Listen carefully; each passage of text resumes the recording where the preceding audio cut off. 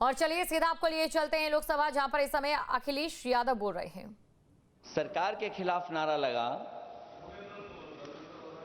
कि सरकार को ये अहंकार था कि सरकार झुकती नहीं है, लेकिन उन्हीं नई पीढ़ी के लोगों ने ये वो नारा दिया कि झुकाने वाला चाहिए, सरकार भी झुकती है। और सरकारों को झुकाना भी नौजवानों को आता है।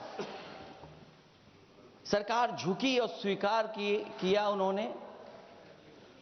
जो करोड़ों नौजवान जो मांग कर रहे थे कि सबसे पहले जो मंत्री जी हैं वो इस्तीफा दें, और बिंदु दूसरे अलग हैं जो हम लोगों को जानकारी में मिल रहा है। अध्यक्ष महोदय, सरकार हर विषय पर स्वीकार किया है, लेकिन पता नहीं अध्यक्ष महोदय ये बात समझ में नहीं आ रही है कि सदन में उन आश्वासनों को क्यों नहीं रख रही है सरकार जो सहमति बनी है। और उसके बाद अध्यक्ष महोदय, हम लोगों ने देखा कि जब मंत्री जी लौटे हैं, मंत्री नहीं रहे, उसके बाद सदन के बाहर उनका स्वागत किया गया। अध्यक्ष महोदय, जो स्वागत हुआ उसके लिए हमें कोई शिकायत नहीं है, लेकिन माननीय सदस्यों को कितनी बड़ी राहत मिली होगी, कितने बड़े संकट से बचाया उन्होंने। एक प्रधान जी को हटा करके प्रधानमंत्री बचा लिया आपने। और ऐसा अध्यक्ष महोदय आंदोलन किसी ने नहीं देखा, जिस आंदोलन में नई पीढ़ी के लोग, कम उम्र के लोग निकल करके आ गए और जो नारे दिए गए। ये सरकार पिछले कई वर्षों से नकारात्मक प्रचार पर टिकी हुई थी, नकारात्मक राजनीति करती थी, और न जाने कितने हजार करोड़ रुपए खर्च किए होंगे सरकार ने नकारात्मक राजनीति के लिए। लेकिन नई पीढ़ी को मैं बधाई देना चाहता हूं, उनके मनोबल को और उनकी एकता को, और जिस तरीके से उन्होंने प्रचार किया, अंततः सरकार को झुकना पड़ गया। भाजपा वचन नहीं देती, जुमला देती है। तो मुझे उम्मीद है कि सभी युवा नौजवानों का जो मांग की है उन्होंने, उन सभी मांगों को सरकार स्वीकार करेगी। और सरकार ये भी स्वीकार कर लिया होगा कि कोई दल मजाक में बना तो कितनी बड़ा दल बन गया।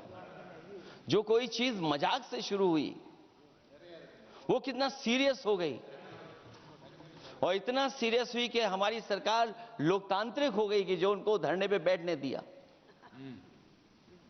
सरकार लोकतांत्रिक थी कि उन्हें धरने पर बैठने दिया। हमने वो भी समय देखा है कि जहां पर धरने पर नहीं बैठने दिया, वर्षों वर्ष लोग बैठे रहे धरने पर, उनकी सुनी नहीं गई। इसी दिल्ली को घेरा था किसानों ने, और सरकार को लगा कि चुनाव आ गया तो सरकार ने तीनों काले कानून वापस ले लिए। जब सरकार घबरा जाती है, डर जाती है, तो सरकार स्वीकार कर लेती है। इसीलिए वो नारा मुझे अक्सर याद आता है कि झुकाने वाला चाहिए, सरकार भी झुकती है। जो विषय लाया गया है कि prevention of unlawful means act,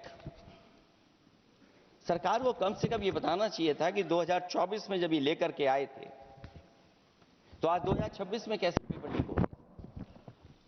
और केवल गिनती के 1-2 पेपर लीक नहीं हुए हैं। ये ऐसा आंदोलन रहा जिसमें मां बाप और नई पीढ़ी के लोग सब जुड़ गए। अगर हम ये माने कि 20 लाख बच्चों ने परीक्षा लिखी थी और उनके घर परिवार के सदस्यों को हम इसमें जोड़ दें, दादा दादी, मां बाप और परिवार का कोई सदस्य, तो 5 लोग प्रभावित थे। और 5 गुणा 20, 1 करोड़ लोग नाराज हुए सरकार से। और अक्सर हम पॉलिटिकल लोग हैं, हम लोग जानते हैं जब कभी आंदोलन करते हैं तो कितनी तैयारी करानी पड़ती है, गाड़ियों का इंतजाम, खाने का इंतजाम और इंतजाम।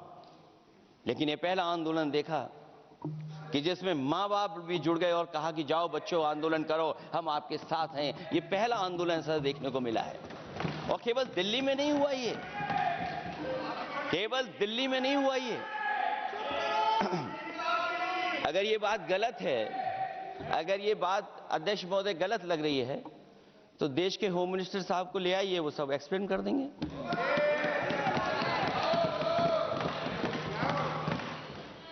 पहला आंदोलन जिसमें मां बाप ने साथ दिया, क्योंकि परीक्षा से कितना दुखी हैं लोग। ये जो परीक्षाएं लीक हुई हैं, कई महीनों पहले ये किताब बना दी थी, और अध्यक्ष महोदय, जो लोग चढ़ावा चोरी नहीं बचा पाए, वो पेपर लीक कैसे बचा पाएंगे? जो भगवान के दरबार से दान गायब हो गया, दान चला गया, वो लोग पेपर लीक बचाएंगे? किस कानून को, जो कानून पहले बनाया उसी कानून का संशोधन करके लेकर आए हैं? किसकी आंखों में आप धूल झोंक रहे हैं? और अगर कानून से बच रहा होता तो भाजपा की 10 साल की सरकार में 20 परीक्षाएं कैसे लीक हो गई? 20 परीक्षाएं लीक हुई अध्यक्ष महोदय, जिसमें कोर्ट तक जाना पड़ा, उसके बाद परीक्षा रद्द हुई है।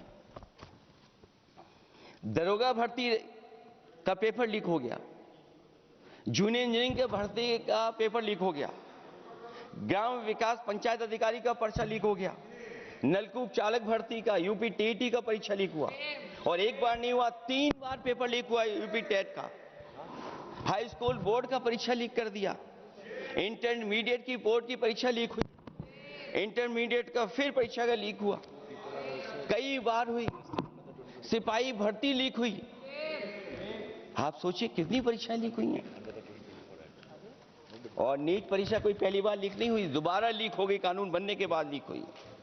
सहायक प्रोफेसर भर्ती लीक है, लेखपाल भर्ती लीक हुई। यूपी जैसे स्टेट, जो सबसे बड़ा स्टेट है, जहां से प्रधानमंत्री चुन करके आते हो, वहां तक पेपर लीक हो जा रहा है। और जो संस्था परीक्षा एग्जामिनेशन करा रही है, वो एनटीए में भी आउटसोर्स कर दिया आपने। हम विपक्ष के लोगों को तो डर ये लगता है अध्यक्ष महोदय, कहीं ऐसा ना हो कि ये पूरी सरकार को आउटसोर्स कर दें।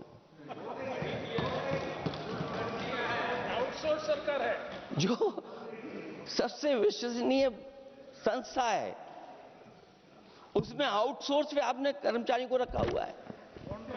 किस बात की जवाबदेही है? यही अकाउंटेबिलिटी है आपकी?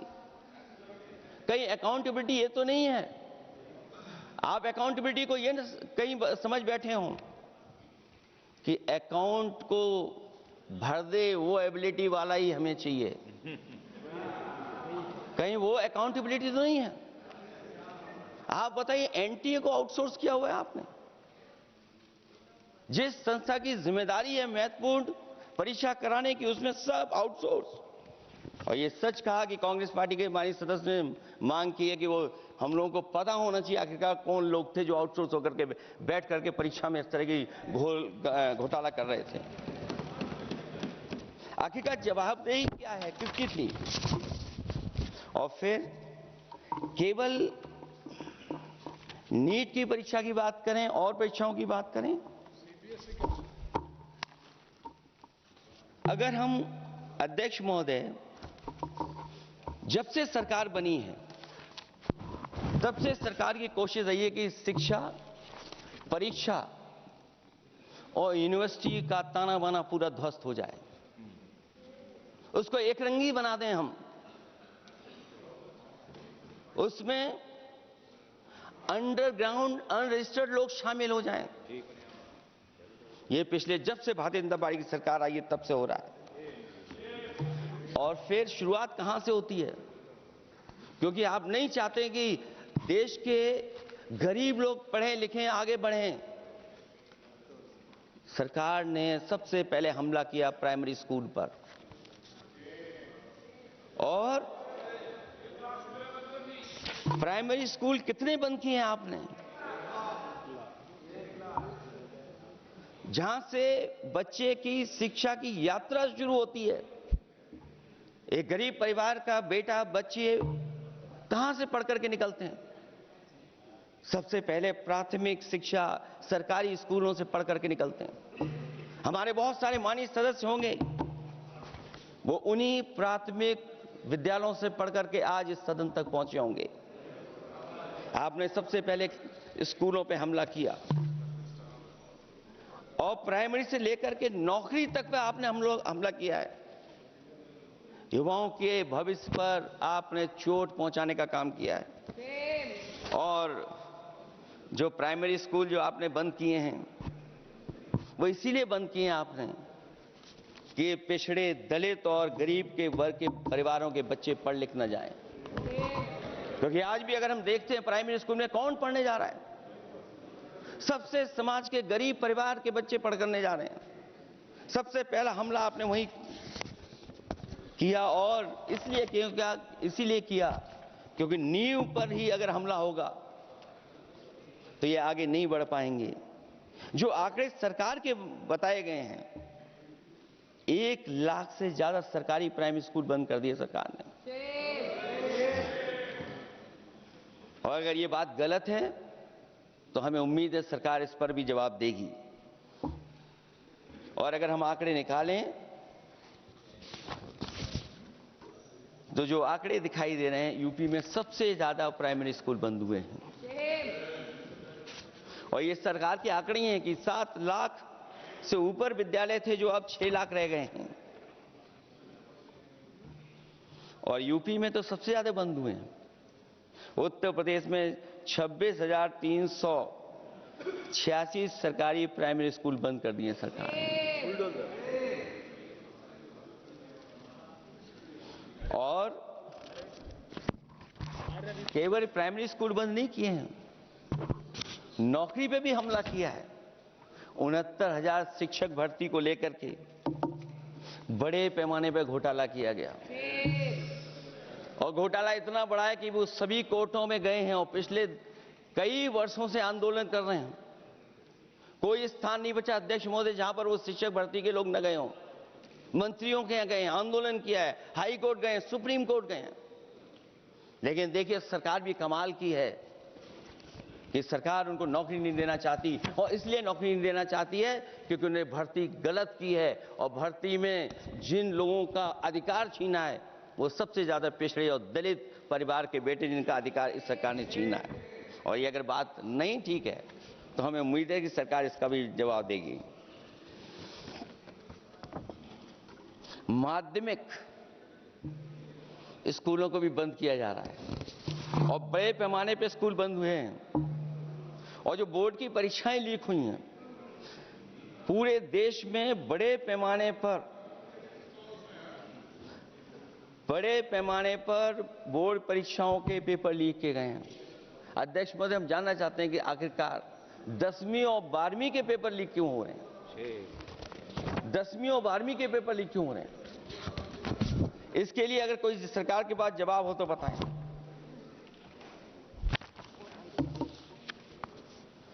और जो बच्चों ने जान दी है नीट की परीक्षा में, जब परीक्षा का पेपर लीक हो गया है, अध्यक्ष महोदय, मैं अपनी तरफ से, पार्टी की तरफ से और सभी की तरफ से उन्हें श्रद्धांजलि देता हूं। और हमें उम्मीद है कि सरकार उन बच्चों की मांग मानेगी जिन बच्चों ने ये शर्त रखी है कि उनके परिवार के लोगों को 1 करोड़ मुआवजा दिया जाए। जब उच्च शिक्षा में जिस तरीके से भर्ती हो रही है, अध्यक्ष महोदय, जो उच्च शिक्षा की भर्ती है उसमें जो अपॉइंटमेंट हो रहे हैं उनके बारे में तो क्या चर्चा करें कि जब संस्था पे सबसे ऊपर बैठा व्यक्ति ही अन्याय करेगा तो पूरी संस्था में अन्याय होगा। जब से ये सरकार आई है, जो बड़ी बड़ी संस्थाएं हैं उन सब संस्थाओं में एक रंगी लोगों को बैठा करके उन संस्थाओं को ध्वस्त करने का काम कर रहे हैं। और न केवल उन संस्थाओं को खराब कर रहे हैं, बल्कि अध्यक्ष महोदय, उत्तर प्रदेश में एक स्वतंत्र सेनानी, उनके नाम पर यूनिवर्सिटी बनी, मौलाना जौहर यूनिवर्सिटी बनकर के तैयार हो गई। इन्होंने कोई सरकारी यूनिवर्सिटी नहीं बनाई। और अगर कोई प्राइवेट यूनिवर्सिटी बन भी गई है तो उसको भी हथौड़ा लेकर के तोड़ने की तैयारी कर रहे हैं ये लोग। ये नफरत की राजनीति कहां लेकर के पहुंचा देगी। और जब से बीजेपी की सरकार आई है तब से नफरत की राजनीति और दूसरे लोगों के साथ किस तरह का व्यवहार हो रहा है, उन्हें कहीं भी न्याय तक नहीं दिला पाई सरकार। और जब नौकरी की बात आ जाए तो अध्यक्ष महोदय, अग्निवीर भर्ती में भी जो हर साल में कितनी भर्ती होती थी, कभी 80,000 भर्ती हुआ करती थी, अब भर्ती केवल 10,000 हो पा रही है। आखिरकार अध्यक्ष महोदय, सरकार नौजवानों की पढ़ाई और नौकरी पे हमला क्यों कर रही है, और नौकरी पे हमला क्यों हो रहा है? जब आप ये कहते हैं कि हमारे नौजवान हमारी डेमोग्राफिक डिविडेंड बन करके आए हैं, कहीं यही नौजवान हमारी आपदा न बन जाए, इसके बारे में भी सरकार को सोचना चाहिए। और मैं ये जरूर कहना चाहता हूं कि अध्यक्ष महोदय, अगर शिक्षा अच्छी होगी, परीक्षा सच्ची होगी, तो तरक्की भी पक्की होगी। और ये तरक्की नहीं चाहते हैं, इसीलिए शिक्षा पर और परीक्षा पर हमला कर रहे हैं। मैं इन्हीं शब्दों के साथ अध्यक्ष महोदय आपका धन्यवाद देता हूं। और जो बिल लेकर के आए हैं आप, बिल तो 24 में भी लेकर के आए थे आप, जो 24 में बिल लेकर के आए, तो उसके बाद नीट परीक्षा का पेपर लीक क्यों हो गया, ये आप बता देना मंत्री जी। आपको एक कानून बनाने के बाद दूसरा कानून बनाना पड़ रहा है, ये क्या वजह है? और आपको मंत्री जी का स्वागत इसलिए करना पड़ रहा है कि आपको संकट से बचा लिया। और अगर अखिलेश जी तो समाजवादी है। मैं पूछना चाहता हूं कि छात्रों का आंदोलन के बाद सरकार उनका बात सुन के पार्लियामेंट में बिल लेके आता है, ये अच्छा है, या जो आंदोलन होता है तो उसको कुचलने के लिए देश में इमरजेंसी लगा देता है, वो अच्छा? आप बता दीजिए।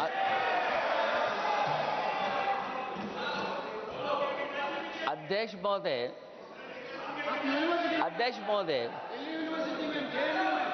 महोदय, मैं इमरजेंसी को तो नहीं देखा हूं, लेकिन इमरजेंसी में क्या क्या हुआ है वो अभी दिल्ली की राजधानी में भी देखने को मिल गया।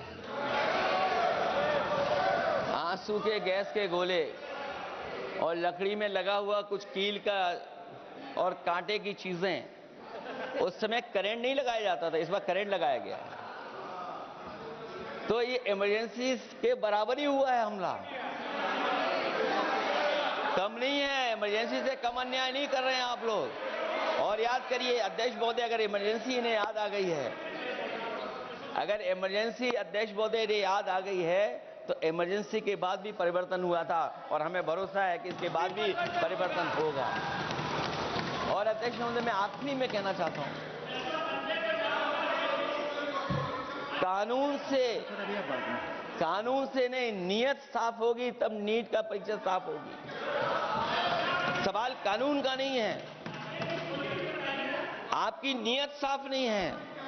और जिस समय आपकी नियत साफ होगी तो परीक्षा भी साफ हो जाएगी। और हमारे साथी जो कुछ और बातें उठा रहे हैं, आज मौका नहीं है, लेकिन आपको भगवान भी माफ नहीं करेंगे, क्योंकि आप चढ़ावा चोरी में शामिल हुए हैं। और चढ़ावा ही नहीं, जो गुप्त दान था वो भी चोरी हुआ है, गुप्त दान। और ये पाप की श्रेणी में नहीं आता है, महापाप की श्रेणी में आता है। Akhilesh ji bill pay. और अध्यक्ष महोदय, आखिरी में मैं इतना ही कहना चाहता हूं, शिक्षा की रक्षा के लिए जो आंदोलन हुआ है वो हमेशा आंदोलन जीतेंगे। बहुत बहुत धन्यवाद, बहुत बहुत आभार प्रकट करता हूं आपका।